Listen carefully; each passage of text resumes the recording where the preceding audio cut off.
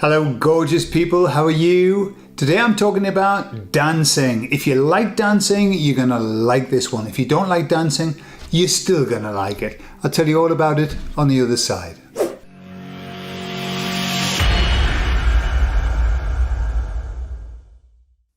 So we've had conversations before about the fact that when we're here, we are following a plan. And lots of people don't like that. Me included. Like, do we not have any free will in this? Do we not have any say in what happens? Is everything planned out for us? It's a rather bizarre way of thinking, isn't it? So I asked the emissaries about that.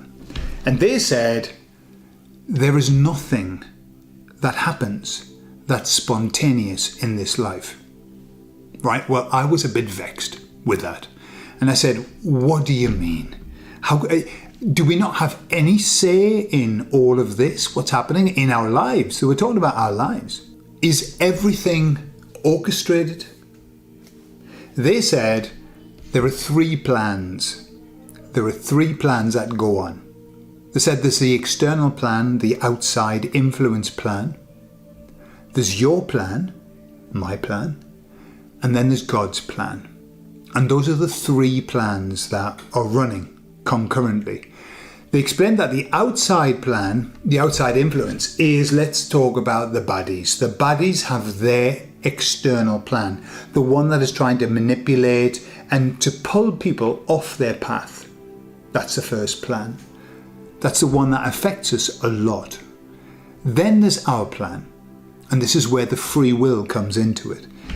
You see, we already make our plan before we come here. So I'm being told, if you believe that. So the free will that we exert is before we come here. We have the free will to choose our plan, choose our experiences, decide what it is that we want to learn from this existence. Then we come here and we run through the plan. And then we've got the overarching umbrella plan, which is God's plan, which is everything that we plan must fit in with God's plan. And the external plan, this outside baddies plan, is the one that's trying to stop, to ruin, to distort, to pervert God's plan. Okay, so we've got three plans going on. That's why very often things look very haphazard, because we've got plans that are fighting against one another. Then we've got our plan, and the trick, the secret of our lives is to find out what that plan is and then to start living it. Because let me tell you, the first front end of my life, I was aware that I wasn't really being true to myself.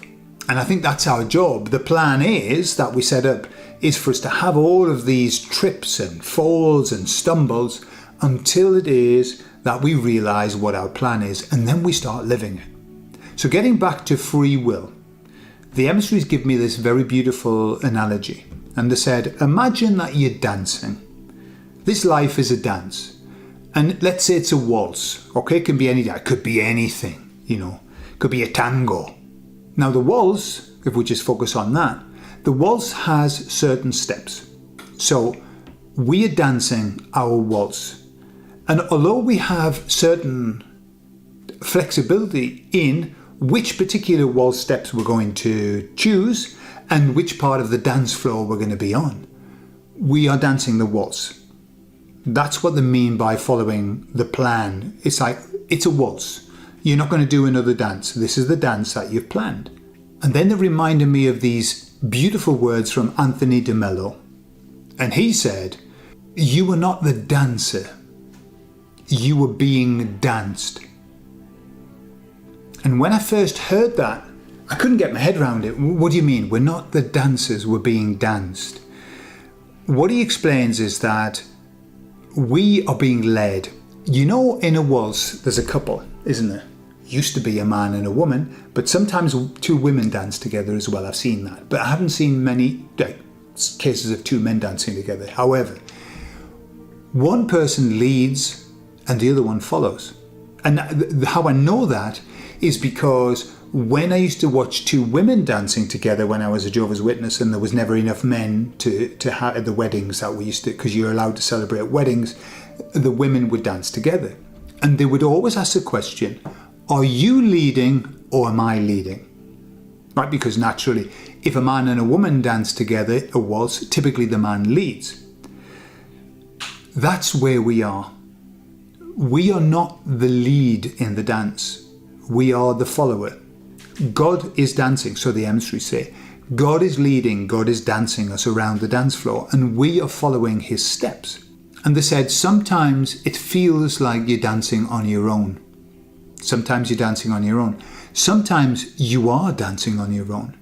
I remember when I was never a great line dancer, which I'm going to come to. You know, I like to do my own thing, and I would dance on my own in a very strange and unusual fashion, so I've been told. Probably had a lot to do with the alcohol that I'd consumed before I started dancing. And that's pretty much how we start our life. We are dancing on our own. Yeah, I'm going to do my thing in my way. And that's good. But then comes a time where you realize that you're not the dancer, you're being danced, or that you ought to allow yourself to be danced. And that's that point of surrender. When you surrender yourself to God and you say, you show me the steps. You lead me. Once that happens, beautiful things happen in your life. Everything is smooth. You know, when there's a couple dancing and they're really good at it and they know one another, then the dance is smooth and beautiful. And that's where we want to get to, being danced by God. And then they said, and then there's the line dancers. Whether it's the slosh, whether it's the hustle, whether it's the lambada, the asereje, the tomato song, doesn't matter. What happens when people dance those kind of dances, they all do the same thing. They all turn at the same time. They all move at the same time. And what they said is that those people, they're the ones who haven't woken up yet.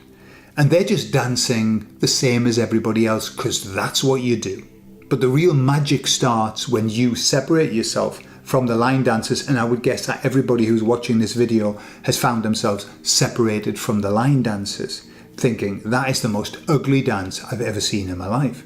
And we might want to dance on our own for a bit, but then that return to God in the awakening process is where we go, all right, you show me the steps, you show me, you lead me. And that's the secret of where we want to go to. Is it giving up? Is it surrendering your liberty? Yes. But remember that you made your plan, and all that God's going to do is help you to dance your plan. That's all. So you're not giving up anything. You're actually surrendering to your own plan. And I promise you this, when you are trying to dance the wrong dance, things will go not well for you. And when you choose to be led, to be danced, everything goes smoothly, just in my experience. And it's a process. It isn't something you can do straight away. If you're very, very lucky, you do. But most people don't. Most people have to go through that process. And it's when you're sick and tired of feeling sick and tired, when you say, okay, show me. I hand myself over to you and show me. And that's when the magic happens. I love you all. Keep on dancing and be the danced, not the dancer. See you later.